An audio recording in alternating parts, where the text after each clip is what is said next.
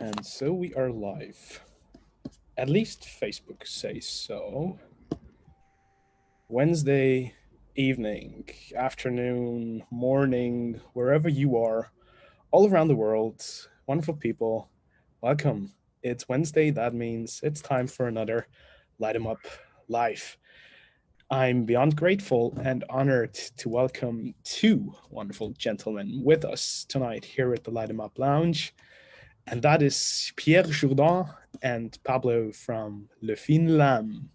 And when we usually have cigar manufacturers, master blenders, we today have a bit of a different view on the industry because Le Fin Lam is one of the best known and most certainly most beautiful and gorgeous looking accessories and sort of part of the surrounding cigar lifestyle. So we're not just talking cigars and blends and manufacturing of the cigars, but these wonderful little items here. And I'm grateful and honored to have Pablo and Pierre with me tonight.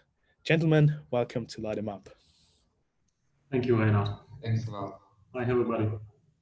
To all of you folks out there, as you perfectly know, this show is for all of you. It's for the cigar family. It's for the cigar community. If you have any questions, please make sure to put them underneath the live stream over on Facebook. I'm checking all the live streams, and we'll make sure to forward your questions to Pablo and Pierre.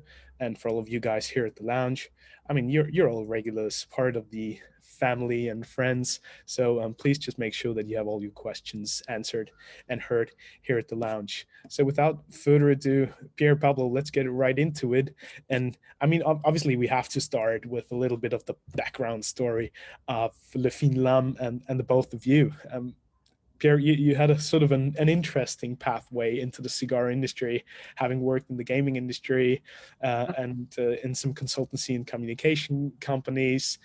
How on earth did you end up designing that little tool right here? Well, actually, the story is tied to obviously my love for cigars, and on the other hand, it's also tied to my family history because actually my grandfather was a gardener in Marseille, and Marseille is the city where I live, my hometown, and he used to have a knife with him at all times to use it whenever he needed as a gardener. So that's family tradition that passed on to me. And since I was in age of carrying a knife, I had a knife. And when 10 years ago I started smoking cigars, I had my knife, my cutter, plus all the other things that any cigar smoker will carry around, lighter, cigar case, and everything. So at some point, I wanted to combine two of the tools I had with me every day. So that was the knife and the cutter. That's that's how I started with this idea, and I started 5 years ago with a bigger version of the knife that I have here. I can show you maybe. Just allow me to get it.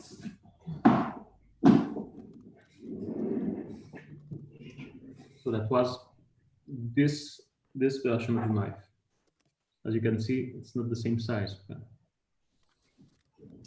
And 2 years ago, Pablo joined me. I'm going to do this because actually he's just sitting next to me in the office. We can do a magic trick if you want. Hey.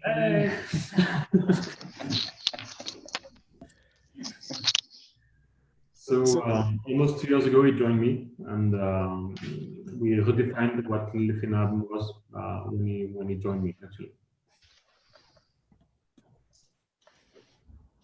Pierre, at what time did cigars sort of get into the picture for you? I mean, you described a little bit of your family background. I was wondering, do you still remember sort of the first sensory memories and the first moments where you get acquainted with that beautiful, luscious smell of a lit cigar? Yeah, I can remember that. It was as I told you 10 years ago, and it was at a wedding actually, and there are always some people who bring cigar at a wedding.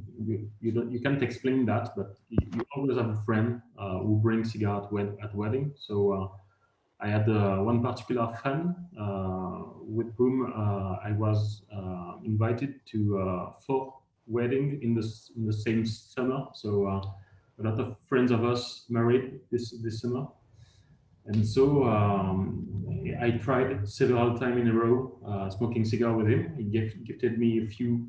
The first one was Romeo and Julieta, and I believe it was a Petit Churchill or something like that, or Short Churchill. I can't remember if it was at the time that the Vitola went out. So it was the first time I tried cigar, and it was an interesting thing. I never smoked anything else before, so it was interesting to, as you just said, to feel this sensory experience and to understand what was cigar for the first time. And so a few months later, I was working with my father at that time, just after the video game industry. And I went to Lyon for professional training. And in Lyon, I bought my first 3 cigars and the cigar case. And I'm a bit sad because I lost the cigar case maybe 2 years ago. So these things happens, but it was my first ever cigar item, and the first cigar I bought and I smoked myself, and actually first cigar I smoked that I bought myself, it was a Navarre, and Navarre was a French brand of cigar that some of you may know as Edon nowadays, because it comes from Navarrenx in south of France. So that was my first experience with cigar. So you had some background in other industries and sort of an entrepreneurial pathway earlier in your life. When did the idea sort of start to emerge in your head that you actually wanted to be a part of that cigar lifestyle and be part of the cigar industry? Well, that's also an interesting question, because when I worked in the video game industry, at first I was in charge of quite big video game that was called Dark Age of Camelot. It was a bit like World of Warcraft. If there are any gamers in the audience, they must know this title. And so I was in charge of everything related to community management on the game, on running the game in Europe. So I started, it was in 2003. It was from 2003 to 2007. So after that, I stopped working in the video game industry. I just worked a few years with my father in other kind of business. And I went back to community management. And at the same time, I started smoking cigars. So I had a community management social media consultancy company, and I started giving advices to other companies in order to establish their Instagram audience and presence and everything. So at some point, I just thought, I know the things that makes social media management works, and I know the techniques, the everything that you can do. And I have this idea. I would like to combine the cutter and the knife that I have with me all the time, by not giving it a try. So I started by giving a try at producing the item at first. So I found a knife maker who worked on the first version of the knife, the big one that is somewhere around here, this one. And with my background, I also wanted to launch a crowdfunding campaign, because that was it was at first, when crowdfunding came out, it was tied to the video game industry. So it was something that interested me a lot. So I really wanted to launch a product like that. So that's how it ended up. After 6 months of prototyping the first version of the knife, in unveiling the product, building the community, and starting with a crowdfunding campaign 5 years ago. The first crowdfunding campaign we were on. So what's interesting to me is that just from my humble perspective, the cigar industry and the gaming industry seem like worlds apart, and the totally different industries to start with, right? When you frame the idea of bringing your talents and those industries together, was it out of a curiosity to sort of prove to yourself that you could take your individual talents and what you apply to the gaming industry and bring it just to another industry? Or was it truly that deep love and passion for cigars that you just desperately wanted to be part of the cigar industry? Actually, a bit of both. And the other thing is that I'm led by pleasure. So I was working in the video game industry. I had a lot of fun in this industry because I was a gamer myself. Now I don't have any time anymore to play, unfortunately. And I went to cigar because it started to be another passion of mine. So I'm following my passions, and that's how I try to adapt all my skill sets and bring it into the things I'm interested in order to succeed in these fields. So yeah, that was an interesting move, moving from this industry to the other one. Yeah. Would you say that your previous experience in the gaming industry totally altered your perspective on the cigar industry, or gave you sort of a different perspective that helped you to sort of shake up that more traditional industry? It definitely gave me some new vision because the video game industry is a never changing industry that's innovative all the time. That's innovating all the time. So when I entered the cigar industry, at first I didn't know much about the cigar industry. I must say, being very humble, that it took me a few years to understand what was the cigar industry, because when you start working in this industry, you don't understand you can't understand it very well from a remote point of view, such as me being in Marseille, which is one of the biggest city in France. But France in the cigar industry, it's tiny actually. When you look at the US market, at the European market, at other markets like the Middle East and everything, you can't understand everything, and you have to work to master it. So so it took me quite a long time to understand also what was this industry. So I didn't came in like, hello, I'm there, I'm going to bring revolution to to the cigar industry. That wasn't my point of view, but I had all these things I heard about, or I experienced, or I implement in the video game industry that I wanted to bring in my new career. So I started experimenting as well.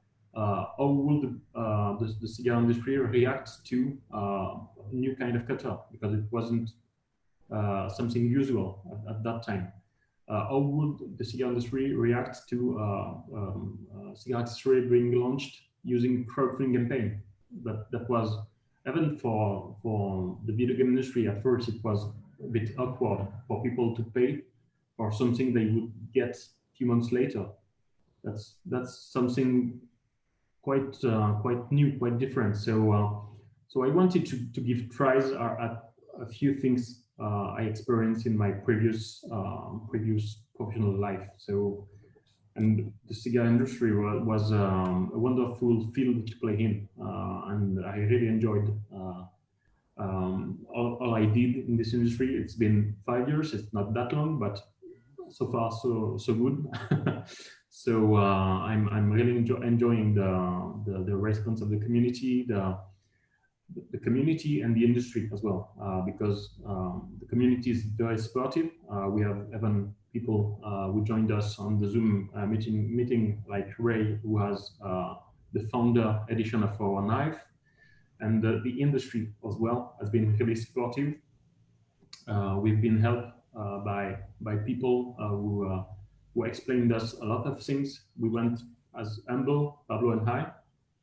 We went as humbles newcomers in the industry, and you have people like Bobida who gave us plenty of tips, plenty of advices, um, everything you can dream of actually. And if, by the way, if we are smoking a Quai d'Orsay tonight as well, because when we were preparing the session for tonight, you asked me what should we smoke together, and I told you I would be pleased to smoke a Quai d'Orsay cigar together, because actually Quai d'Orsay is a brand that was run by Seita and now it's Coprova in France, and the person who used to be the Seita general manager and who is now Coprova general manager is Antoine Batti, and him also helped us a lot in the industry, giving us advices, giving us also strength when we needed it. When you are not feeling that well because you are working really hard, and you have someone who is like high level industry person who comes to you and tells you, I love what you're doing, guys, and how you're doing it. That brings something, and you find resources instantly actually. So it was really important for us to be surrounded like that. Yeah. And Pierre, I have to tell you, there's so many people commenting over on Facebook who are watching this live, manufacturers, different people from the industry from all over the world.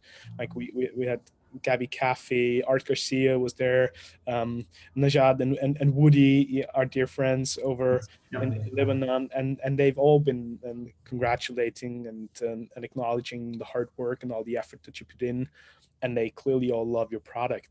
But I mean, you took the crowdfunding approach, so you sort of built the community first. Yeah. But how hard was it for you to gain the trust and the confidence of the manufacturers and the leading voices of the industry as well? Or would you say that is a natural consequence once you have the big community behind you? I'm sorry, I just there was some connection issue, and I missed part of your question. Could you just repeat the question, please? So the question was just, since you started to build the community first, how hard was it to gain the trust and the confidence of the manufacturers and all the other key players of the industry? Or would you say that that is a natural consequence once you have the support and the backup of the community behind you? I don't think the two things are linked together, because you can come without the community with an idea, if you meet the right people in the industry who are willing to understand what you're doing and how you want to do it, and it take it takes time, but you can definitely get along with people and learn from them, especially if you are coming to them being humble. One of the to be really honest with you, one of the approach we had when we went to the TP Tobacco Plus Expo last year in Las Vegas, because we were nominated as accessory manufacturer of the year there. One of the approach the natural approach we had was, okay guys, we are in Las Vegas and we are just here to understand how it works in the US, because we are performing very well in the US with websites and our internet sales and everything, but we want to understand how it works with brick and mortar retail shops, and we really want to work with the brick and mortar retail shops, because one of the problems we have with our product is that it's something new, and when you introduce something new to someone, if he only sees it on the internet, there can be some bias, there can be some I don't know if I'm sorry, if it will work well or not. So people need to see that in person, and we have a very strict policy of prices as well. to support brick and mortar shops.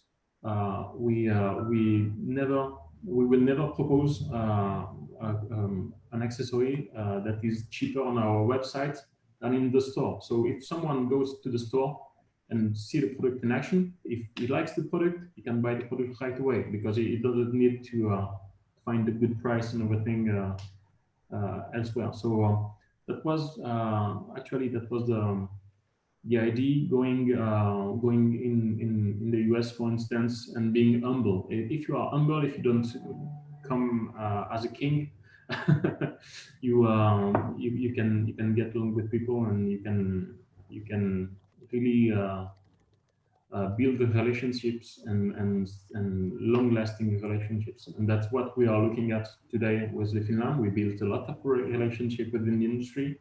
We are still building relationships, and that's really something we are interested into.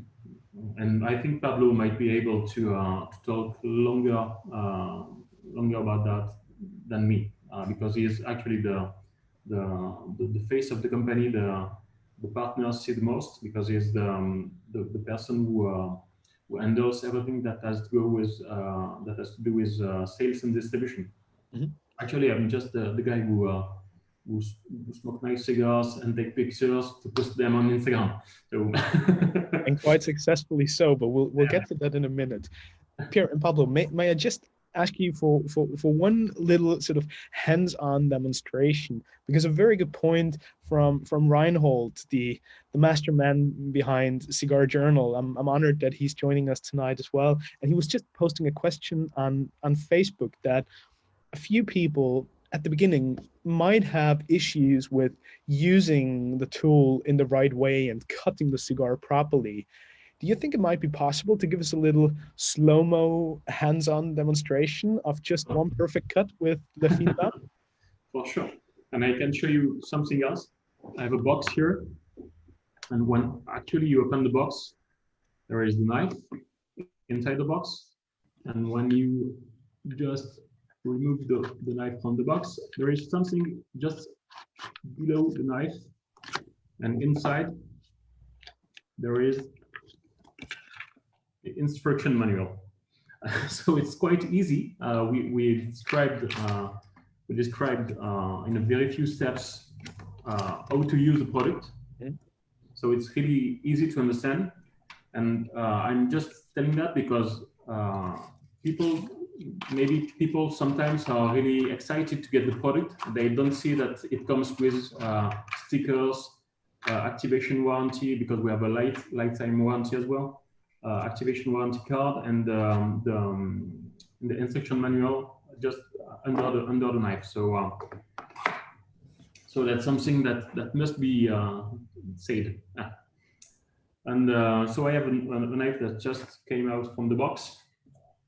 And what is important to understand is that there is, I don't know if you will be able to see this, but there is the logo on this side of the blade, and no logo, obviously, on the other side of the blade. And actually, the blade is shaped to be flat on the logo side and beveled on the other side of the blade. So it's important to have, in order to have a proper scissor effect, to have the cigar put from the logo side of the blade. I will be able to show you, maybe.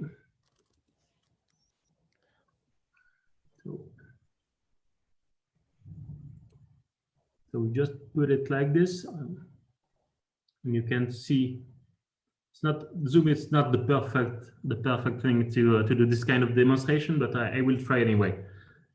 And you just cut like that, and you have a really nice cut that you can see here. And Pierre, you just perfectly answered another question that we had over on Facebook from Sergey, who was asking, why is the knife's edge sharpened from one side only? And that is the exact reason, right? Yeah, absolutely. Perfect. Well, thanks for the demonstration. And even though Zoom probably doesn't have the best resolution, I think people most certainly got a clear picture I'll have to probably do it. There are a few video on our Instagram account as well, so people can always go there and have a live action video of us cutting some cigars. Yeah. Brilliant. So Pablo, over to you. What drew you into the company first? Was it Pierre's gaming background? Was it the love for cigars, or something totally different? So to explain the whole thing, I was working in international business for 10 years, and I was in luxury business and fashion business as well. And I wanted to have my own company and to partner with somebody who had a strong vision about products and marketing. And Pierre had all the ideas about community management, the way of addressing people and all the community. It was very interesting for me, and I'm quite into, very interesting by a lot of culture, speaking with a lot of people from different places, different countries. And when he explained me the project, I was like, yeah, okay, I know cigars because I went to cigars at 18 because I was working in high-end restaurant to pay my studies, my business school, and I discovered cigar this time. And so it was mixing cigars, community management, innovation, a very good international project. So yeah, I said, yeah, I'm in.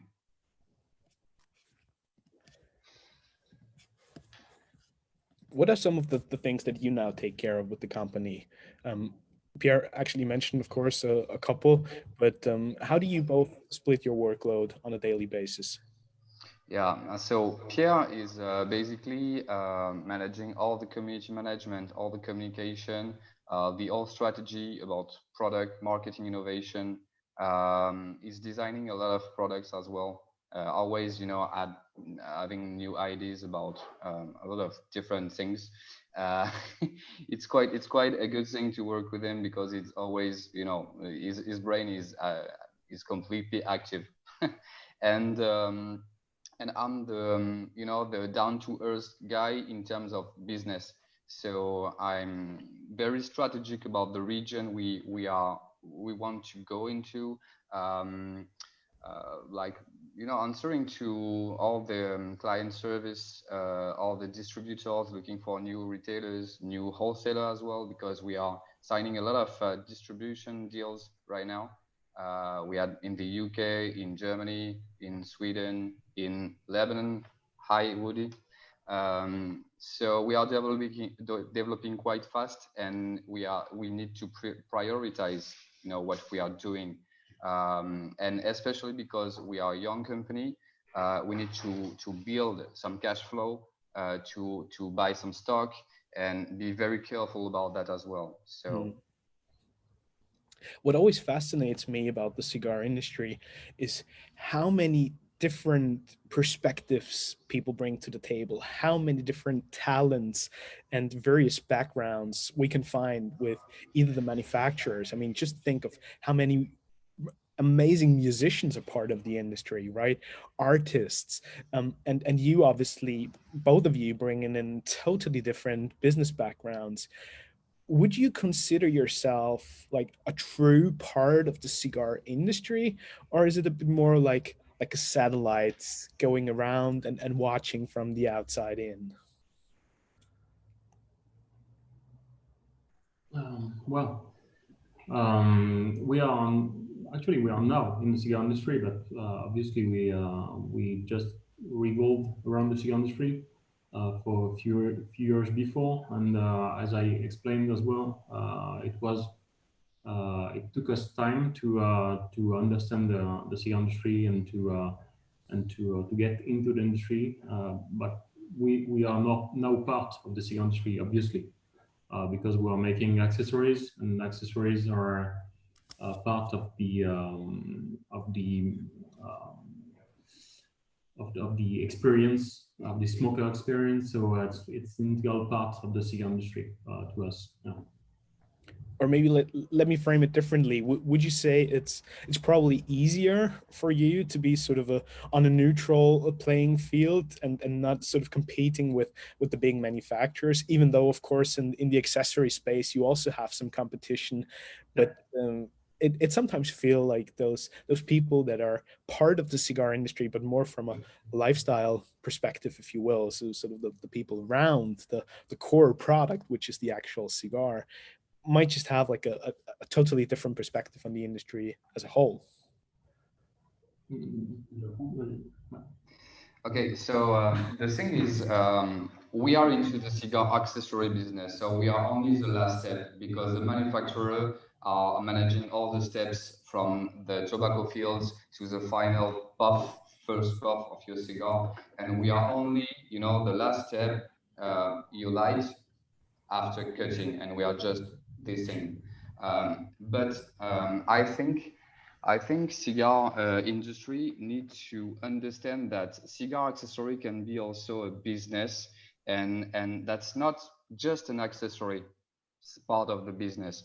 It can bring innovation. It can bring new ways of marketing a product, of market product, and to innovate about the community. We said that before, and I think you have very good cigar manufacturer that won't have a very powerful strategy, even if they are doing really good cigars. And on the other side, you have nice brands, well marketed, a lot of advertisement, etc., and they're doing well. So doing business is not like doing a good cigar, and I think we can help, by innovating in the cigar industry.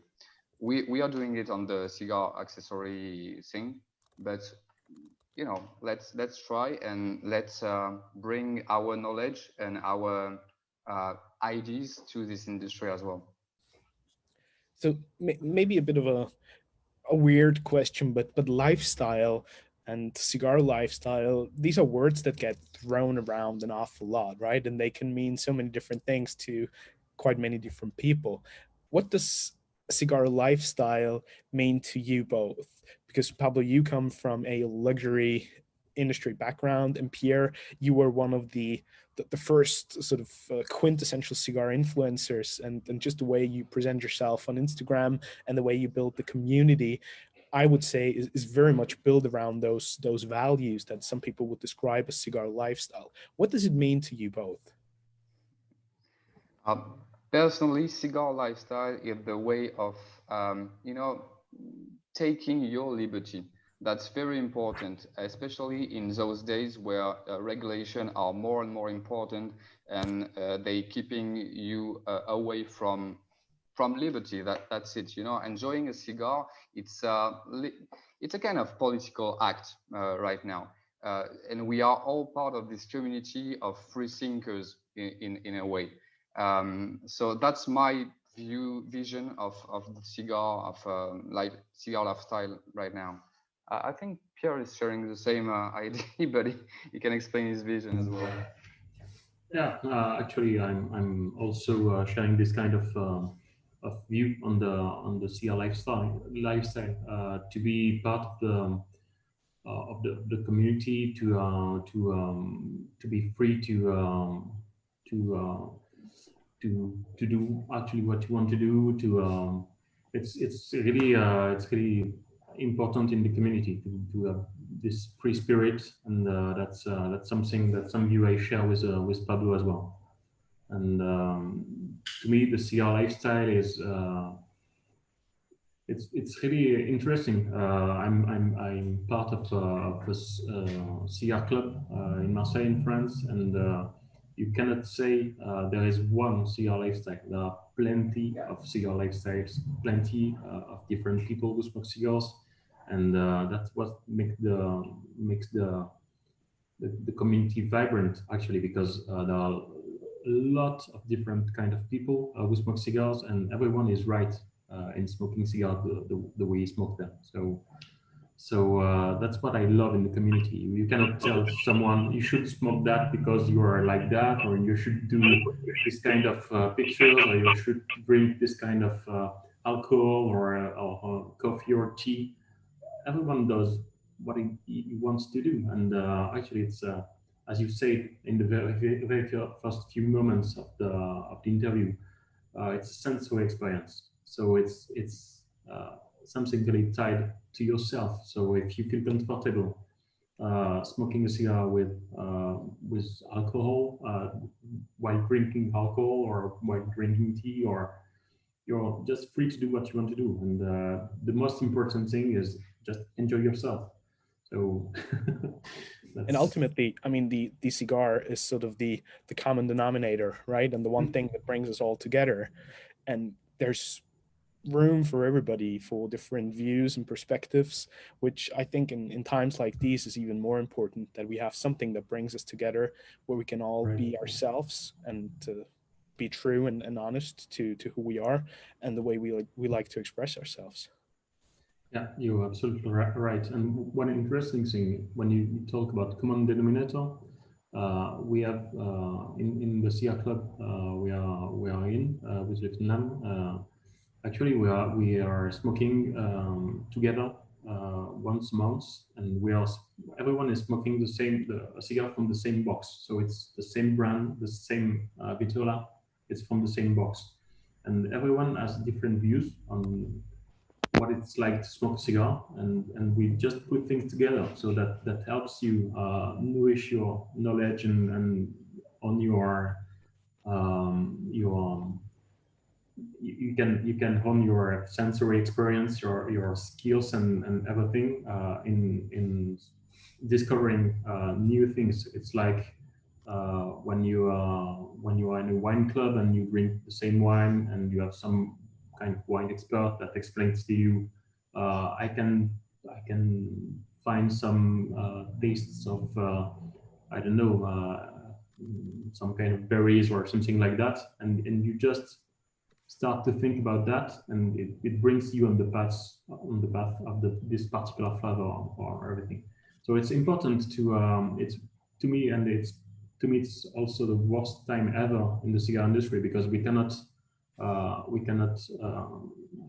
connect together, and we cannot join together. We used to travel a lot with the company development, and that's something that we really miss. Meeting new people all the time, just sitting in lounges, enjoying time with people, and that's something really important in the cigar industry, and that's something that we miss a lot, and that's it's a pity that we cannot travel as freely as before. Yeah. But at least there's initiatives like Light 'em Yeah. Up, bringing people together right now. Yeah. Even Hopefully. though through Zoom, and I'd very much love to sit down with you and have a cigar. But Yeah. that's sort of the But second I'm best looking thing. forward to smoke a cigar together in person. We'll make that happen. That's for Yeah. sure.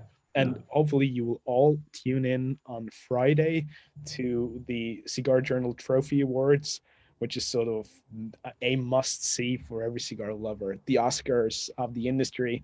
And Pierre, you've been nominated yet again for cigar accessory, correct? Yeah. So hopefully I'll see you there, and I know all of you guys will be watching, and that's going to be on Friday at 5 p.m.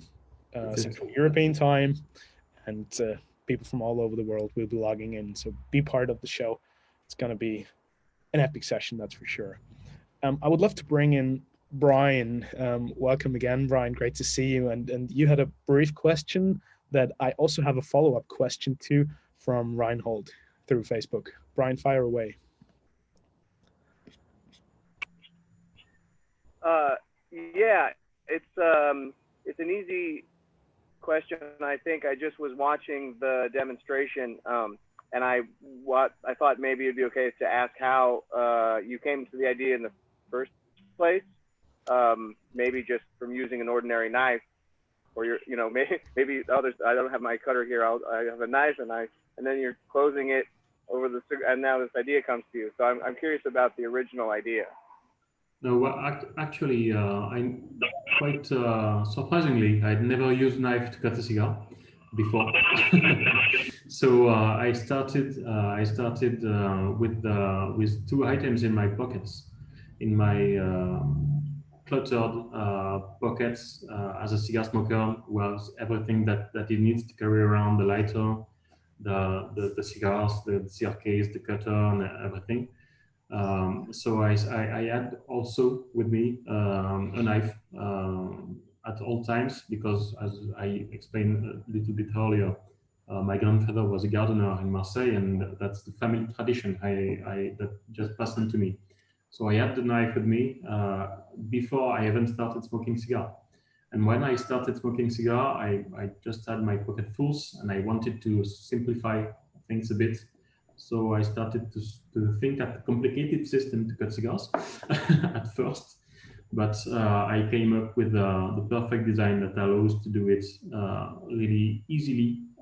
You can cut your cigar perfectly, and you can use as well the cutter as a knife on a daily basis, just eating food or opening letters or anything. Yeah, that's how it started actually. Yeah.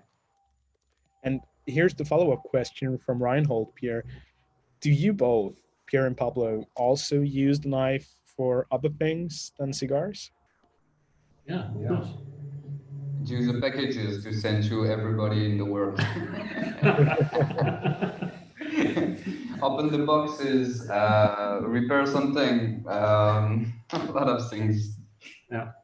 So while he's doing the packagings, I'm just eating with my knife. So we should probably call it then the French army knife. So Yeah, something It's like an that. everyday carry. Now, a good follow-up to that is an interesting question that we had over on Facebook as well. How do you clean and maintain the cigars? And do you have any particular tips or special recommendations on how to always keep them in proper condition? It's quite easy because as you can see in the body, the tobacco debris can just fall. They are not trapped into the knife. So just use it like an harmonica. Just blow into it, and everything will go out of the knife. And you just have to do that when you cut a cigar. That's really easy. And when you use it as a knife, as a proper knife to eat some nice piece of meat or something like that, just wipe it and use a damp cloth to remove anything that would be left on the blade. And you can use it alternatively to eat food and to cut cigars as long as you just wipe the blade between every usages. And if the knife ever become dull, that can happen because it's a knife. You can use it on plenty of occasions. So you can resharpen it yourself if you're skilled. You can bring it to your local knife maker for him to resharpen it, or you can just buy if you don't want to find a local knife maker. You can just buy from our website spare blades that comes from $20, I think. So and it's really easy to disassemble. I can show you in a few seconds here. You've got a tool that is provided into the box, into the cigar cutter box, and you just remove the screw. I will need two, I think. That's always when you need to do demonstration that you need the second the second tool. Okay, so it's really easy, as I was saying.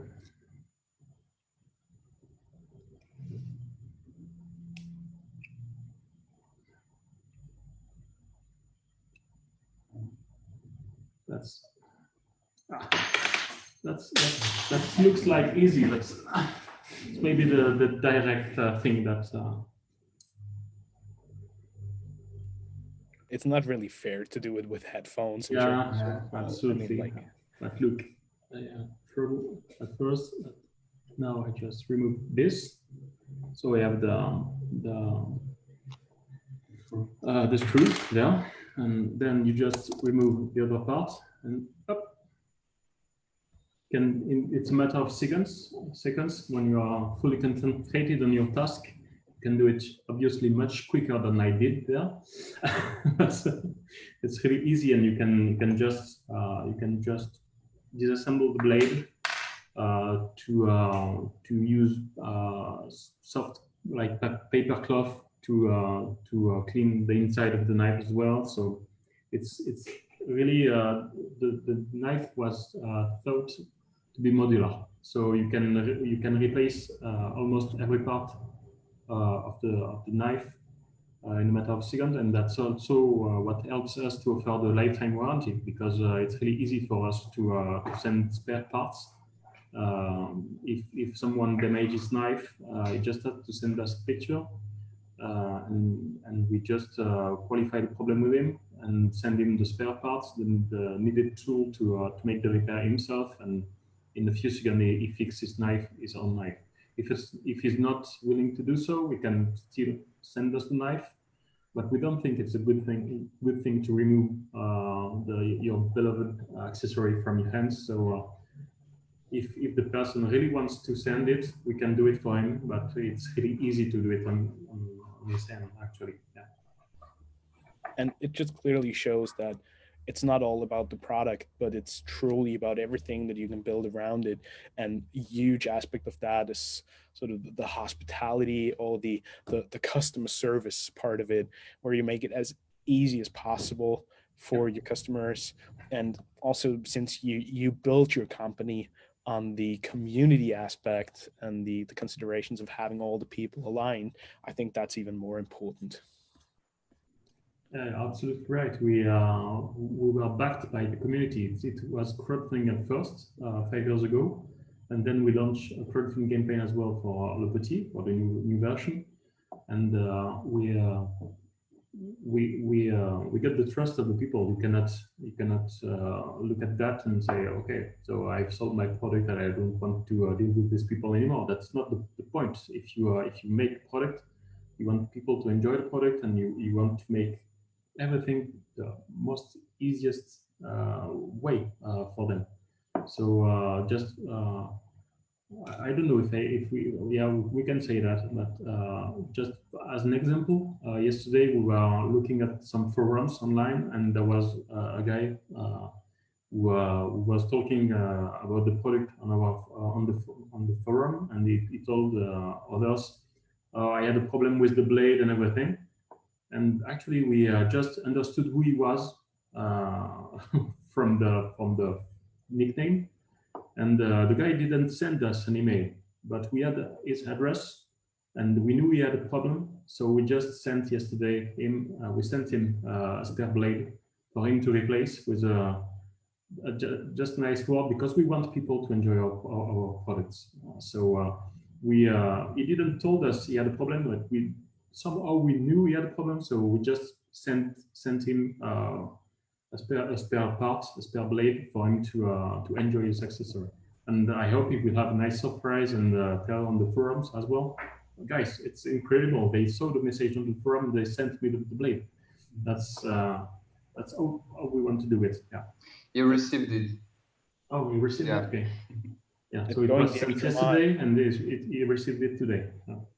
That's brilliant. It's going the extra mile, and without always expecting something in return, right? Yeah. We have a great question in regards to that. Talking about the cigar community from Christian, who's here at the lounge with us. Welcome. Good to see you, Christian. Please. Hi, Reinhard. Thank you so much. Pierre, Pablo, and everybody else. Hi there. Pierre, I got a question for you, as you have that community management background. And in my opinion, communities form when there are problems and solutions to be shared. And what do you think, why is the cigar community such a tight-knit community? Also, maybe if you relate or refer to the gaming community, obviously there's a problem of maybe not having as much freedom, but might there be other things? I don't think that community forms when there is a problem only, and I think that communities form when there is a passion to be shared as well. So to me, there are not much problems in the cigar industry. People are just trying to share their passion and to get knowledge from others sharing their passion as well. All right, but if I tell you that I'm very passionate about football, I can tell you also that the football community is not as tight-knit as the cigar community, I would argue. Maybe because it's wider. I don't know, but yeah, the cigar community is really tight, as you said, yeah. And there are few people. It started to, from my point of view and my experience, it started from Instagram. So there was only a few people sharing at first on Instagram, and then it grew bigger and bigger and bigger over the time. But it's really something specific, and I think you sold it as well. It's been free somewhere to smoke a cigar because it's. We must all say that it's also an expensive hobby. So people are feeling free smoking cigars, and they just maybe tell to themselves, I can smoke a cigar if I want to because that's the way it is. So that's what brings people together, I think. And when you start as a young cigar smoker, you can be hooked on the first cigar you smoke. So you are eager to learn everything you can do on this new field that is just in front of you. So you can go easily through Instagram, through Facebook, through forums, and ask people and connect with people. So it's really it's a small community, so it's really easy to make special bonds into the community and to have something really in French I would say chaleureux, but I'm missing the English translation. Maybe Pablo can help me.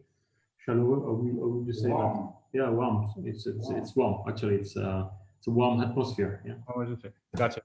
Thank you. You're welcome. Appreciate it.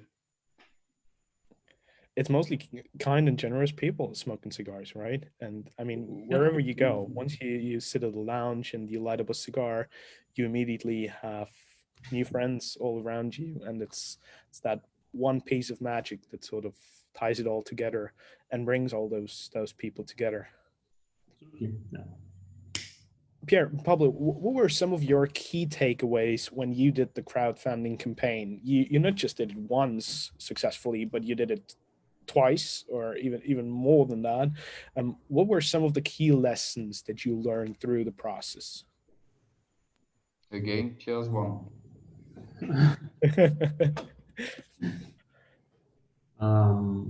The key lessons, actually, I must say on crowdfunding that I came very prepared because I was working in the beginning industry, and my professional mentor, Thomas, I don't know if you watch us, is not smoking cigars, so I doubt it. But Thomas actually started a business in the UK after being in several big video games companies. And his business was crowdfunding consultancy for video games company. So actually, when I needed to understand how to do it properly, I just gave him a phone call, and he just told me the basics, and that was in part of my background. So I must say that that I did what was needed to success in the crowdfunding, and the part where I learned the most was the manufacturing, because it's quite easy to sell if you have the skills and the background. It's quite easy to sell product online, but the hard part is to make to have someone to make the product and to deliver on time and everything. So the problem we had on the first crowdfunding campaign was that actually some of the suppliers were late in delivering the products to us, So, for instance, the first crowdfunding campaign we ran ended in October, and actually it ended in November, and people were supposed to be to receive the product in March, and actually that happened in July. In July, because the leather supplier didn't send us the goods before July. So you have to be really and this is to be really attentive to this process, and this is most of the time this is the problem that people face when they buy on crowdfunding. The things don't get delivered in time. I recently, actually, it was 2 years ago, I bought a bike, an electric bike, and actually it was delivered 2 years later after the crowdfunding campaign. So sometimes people just get frightened by the crowdfunding process and everything. But the good thing is that when we launched the second crowdfunding campaign, we had already the first one under our belt. So we knew all the problem we could face. And actually, we just told people, okay, the crowdfunding will last from the 3rd of September to the 3rd of October, was last year. And we will deliver in November. And actually, we didn't wait for people to back us on the crowdfunding campaign. We started the production, the manufacturing in June. So we already started that, and we must say we were able to do that thanks to Pablo and I first went to get financial assets in order to launch the production, and with banks and everything, and also thanks, and that's a huge thanks to our distributors who were able to see the products first. And for instance, Najat and Woody were our official distributor in Lebanon, just passed us an order that helped us to start the production. Because if they didn't trust us on this product, and they were right to do so, if they didn't trust us, we wouldn't have been able to deliver that fast after the end of the campaign. In retrospect, do you think that crowdfunding is a perfect way to bring new people into the cigar ecosystem and draw people's attention that probably haven't been acquainted with the cigar industry before? Or was it truly working with the same people that are already in the industry or part of the cigar community, and they just need to think differently about how to do business in that sense? I think you can fall in love with a knife at first sight, but you cannot fall in love with a cigar at first sight. You need to taste the cigar. You need to experience what cigar smoking is actually. So I don't think we brought new people into the cigar industry, into the cigar community, as new smokers, as people who would buy from our crowdfunding campaign and just start cigar because they bought the product. But we were going to the community through our Instagram and Facebook and social media in general, posts and everything. So we were addressing the community needs. So actually, it's the community itself that responded to our crowdfunding campaign. I don't think we brought a lot of people, maybe a few, obviously, because one of the good things when you go through a crowdfunding platform to launch your product is that they have a huge amount of people subscribe to their newsletters, and if you manage to perform well in the first few days of the crowdfunding, they spread the word, and they send the newsletter, and they can introduce you to people who are not in Instagram, who are maybe smoking cigar, or people who know people who are smoking cigars. That's a perfect gift as well. We have a lot of people who buy it for their father, for their husband or wife, or that's something you like to give to people as well. So through crowdfunding, I think we got a few of these, but I don't think we brought people into the community, into the cigar smoking community, only from the crowdfunding. Do you actually know how many people buy the Le Fin Lam knife without ever using them for cigars? That's a good one. We know a few people, and I have a few friends that send me almost every day picture of their knife cutting like sausages or meat or anything that is not a cigar.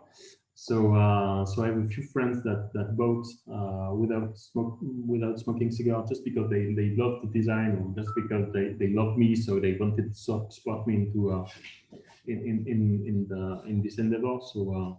But I don't think we have a huge amount of people we have who are not smoking cigar who own the product. I don't think it's. What do you think, Pablo? Sorry, I was reading all the comments and trying to reply to everybody. Yeah, I was reading all the comments and trying to reply to everybody. So sorry about that. Pablo is doing a great job of sort of co-hosting the whole thing, and he's watching all the Facebook live streams and answering people's questions right away. Thanks for that. Brilliant support.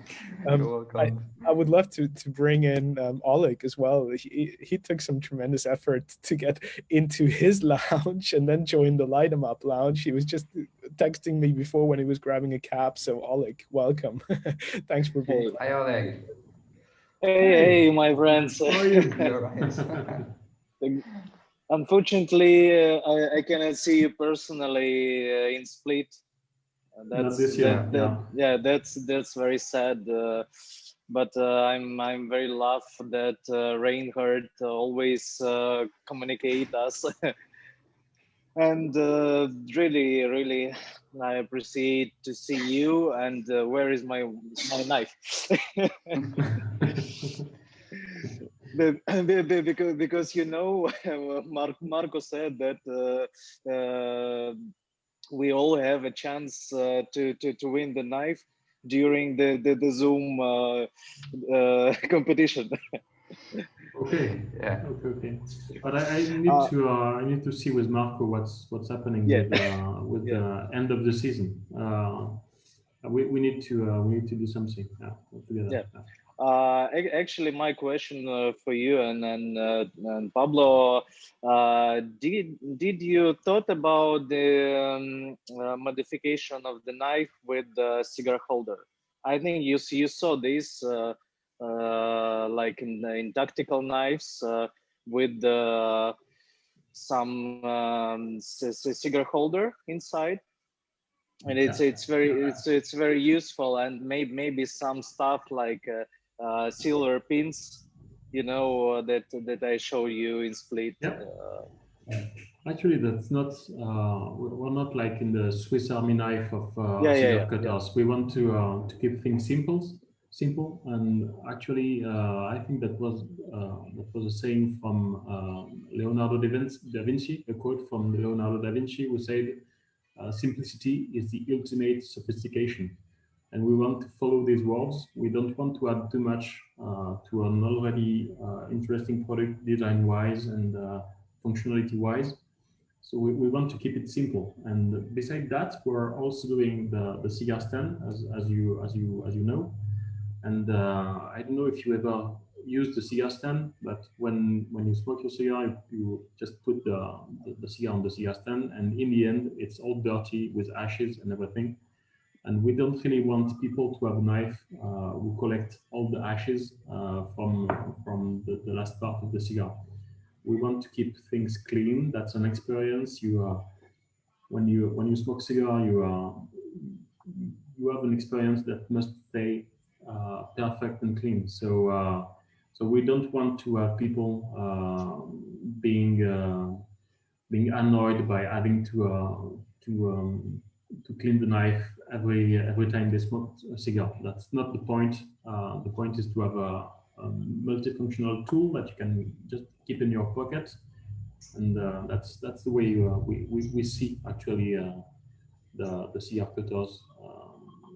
The cigar cutters, to say, yeah. the cigar. That's the way we see the cigar cutters, actually. Yeah. So actually, you need to add at least a round cutter. What do you mean, round cutter? No, a puncher. Oh yeah, a punch. We're working on a few things, and just keep following us, and you will be really surprised by what we are coming with in the next few months. I cannot say much, but there are 3 different kind of product that will come out. That won't be the iconic cigar cutter we created. It won't be the iconic cigar knife. There are different products, some quite simple but with a twist, and using materials unseen before or things like that, and some really interesting design-wise and functionalities-wise as well. So just keep your eyes peeled. Yeah. Obligatory, my friend. So I'm Tanov, and we'll be here. Maybe I'll have for you some questions also. Thank you for joining, Oleg. Always a pleasure. Thank you. Thank you. Pierre, I love how you spoke about simplicity and then the very clear and concise approach that you take. In regards to that, there was another question on Facebook, whether you had any intentions on bringing non-cigar related knives or products. And since you mentioned you've got a couple of tricks up your sleeve, any plans to venture out into other industries as well? Or would you keep that narrow-minded approach with a very clear and strict structure? Today we are cigar cutter manufacturer because it's almost the only product we have, but we want to become a cigar accessory manufacturer. So we want to add everything a cigar smoker will need experiencing cigar smoking. So we are going to add a lot of different products in the cigar field, in cigar industry. And maybe later we'll switch, or not switch, but we will add on top of that other accessories that would serve the general public and other purposes. But that's not the plan. Actually, you cannot even imagine how many times people tell me, "Oh, you should do razors." Just seriously, look at me. Do I need a razor? No, I don't need that. So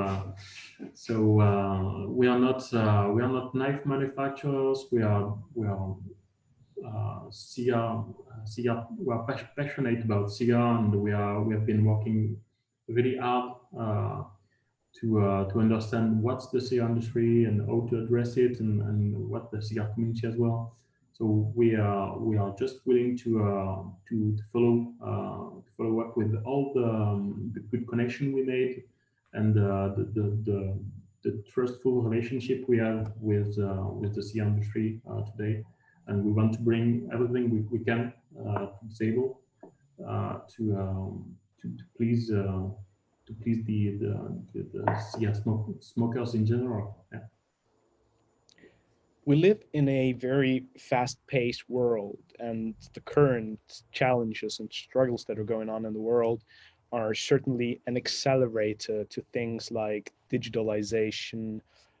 Pierre, you've been very successful in building your brand through social media and online channels, and conversations like the one that we're sharing now are sort of becoming the new normal, as people call it.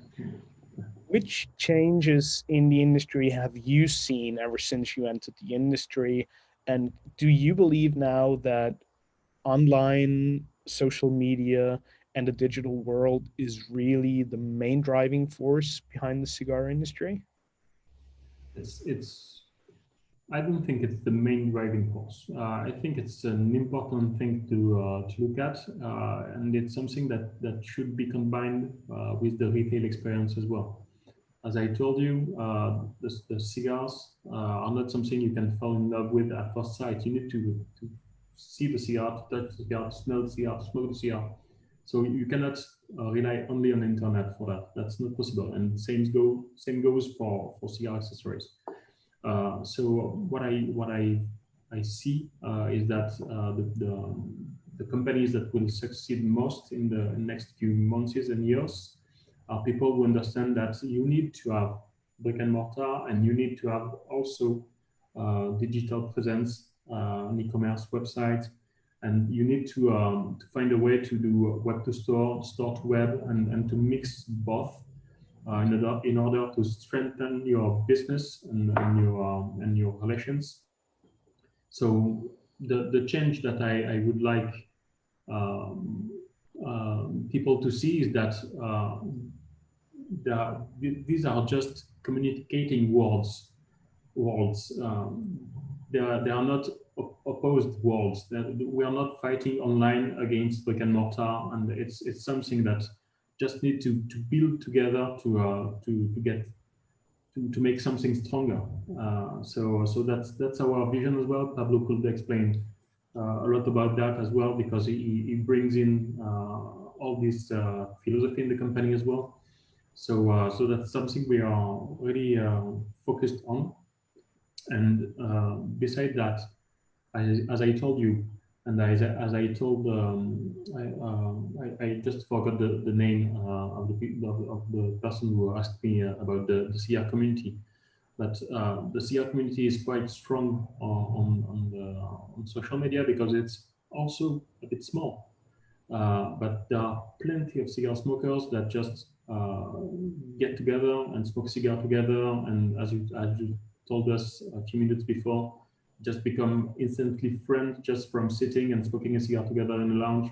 So that's two worlds that just need to communicate. But that's not something that is there is not something that is more important for online is not more important than the real experience, the in real life experience.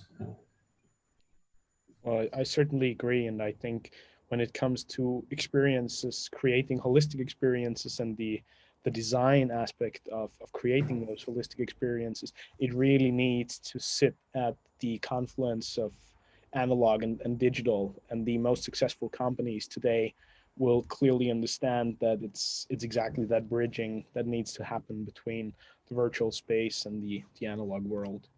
Yeah. But Pablo, I'd love to hear your perspective on that, and also a sort of a follow-up question. Since you come from the luxury brand field, the cigar industry is and was about collaborations. You know, different manufacturers teaming up, creating product together.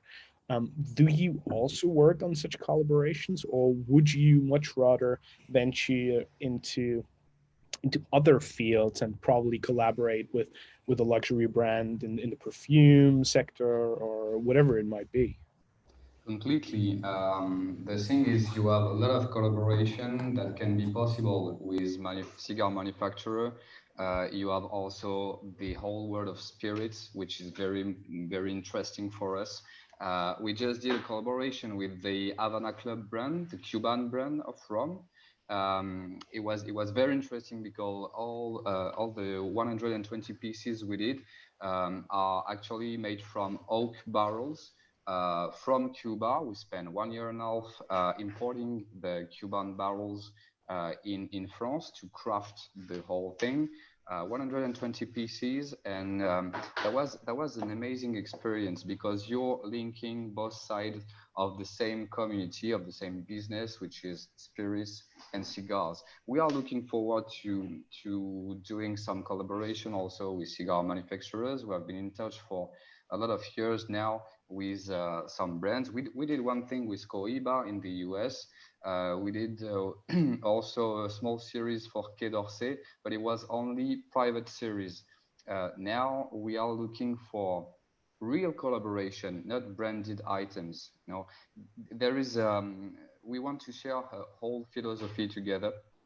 So that's collaboration, and it's the same with, you know, you were talking about online and brick and mortar, which is very important. I'm really convinced that a lot of people right now that are enduring the whole Corona crisis wants to go in their favorite shops, want to share the passion, want to talk to the store manager right now, and that is very important. And when you're buying online, you'd rather prefer to buy on the online shop of your favorite retailer than a big online web shop. So it's all about creating experiences and crossing the path of a spirit brand, cigar manufacturer. Also, it's all about passion. I think we have something to give and to offer to cigar manufacturers. We are not just accessories that can be branded. We can share our knowledge about what a cutting experience is, what wood is, about all the French crafting, etc. Perfect. Thank you for that. Brian had another comment, and Brian, I would also love to know, I fondly remember your question on the cognac last time, and I know it was your birthday, and your wife, I think, gave you the present of a cognac tasting. So how did that go? It's coming up in a few days, so we'll have to wait and see. She's gonna, probably do really well. She's ordering things online every day. I don't know. Hopefully some of that is cognac. I'll let you know. Keep us posted. Thank you for remembering. Sorry to hog. Okay, I'll let you know. Thank you. Yeah, sorry to hog the question time.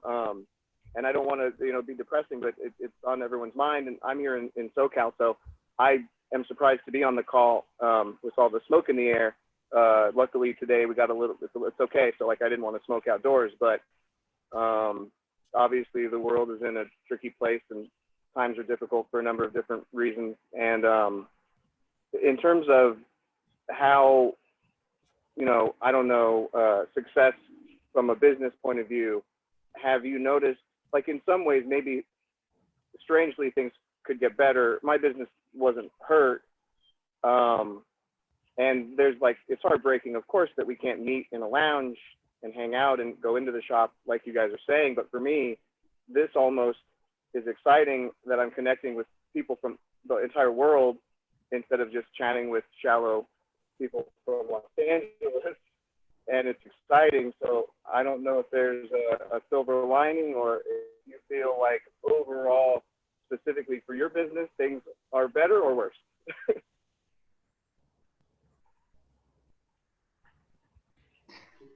It changed a lot of things. We are not used to talk to a lot of people in a Zoom meeting because we are used to travel a lot. I answered just on a question about why the Skyline versions of the cutters, and that was because we were sad of not being able to travel.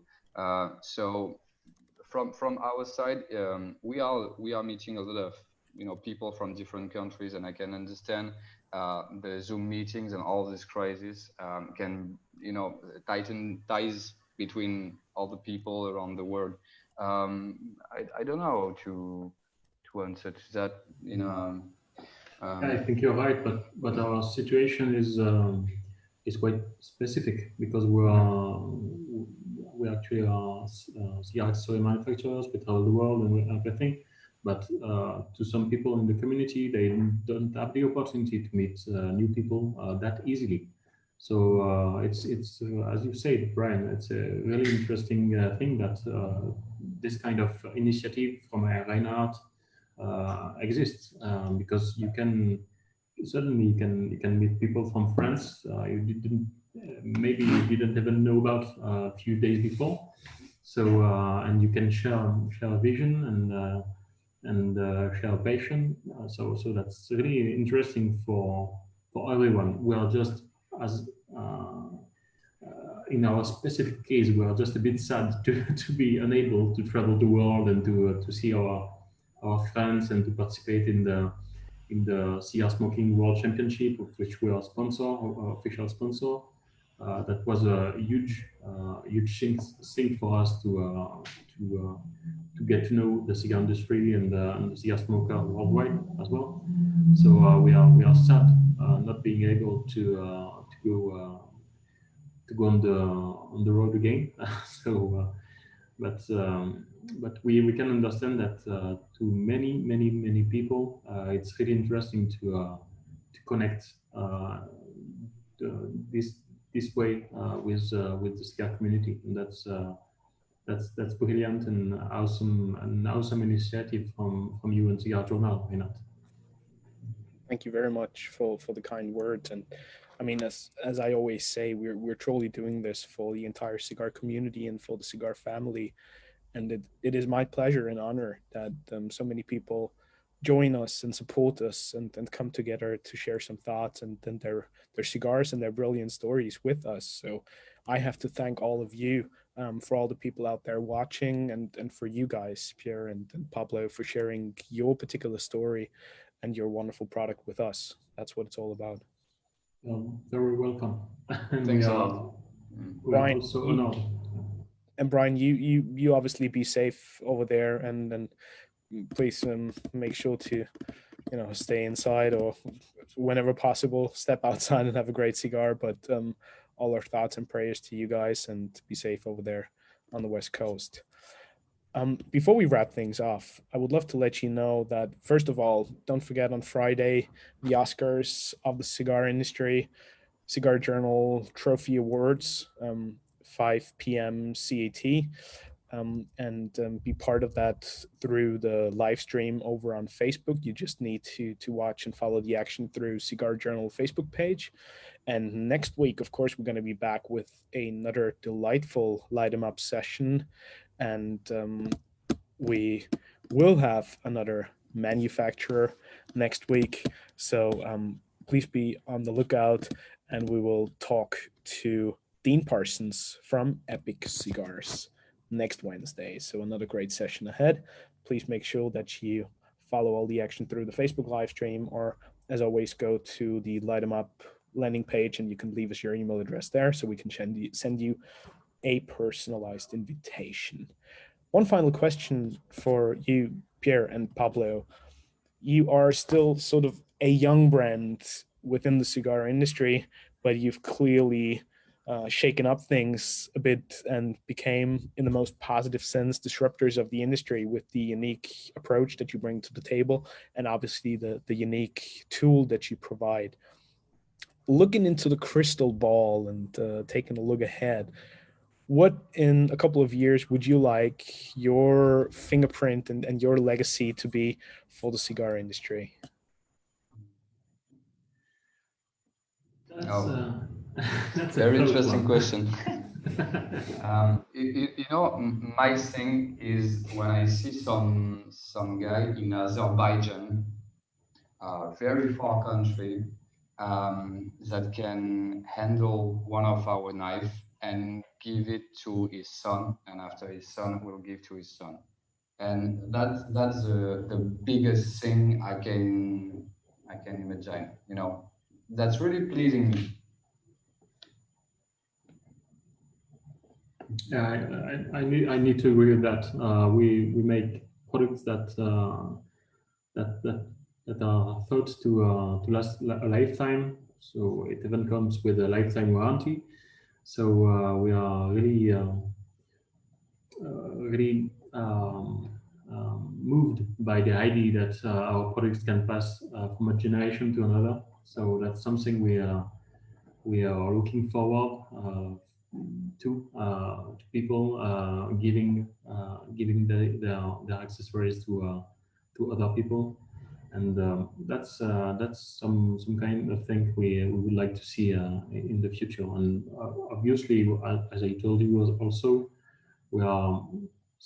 and as Pablo told you before as well, I will always come up with new ideas. So we are working on new innovation as well. So I hope we will continue to add a few great innovative items to the CR landscape. So that's what we aim at, and that's which we will succeed in that. Yeah. Brilliant. Many thanks for taking the time and sharing this wonderful evening with us. thank you one and all for being part of yet another Light 'em Up live session. I'll see you on Friday, and we'll all be back here next Wednesday with another Light 'em Up live. So thank you very much, Pierre, Pablo, Ed Lefine Lam. Be safe, be well, and I'll see you next time. All the very best. Take care. Likewise. Goodbye. Bye.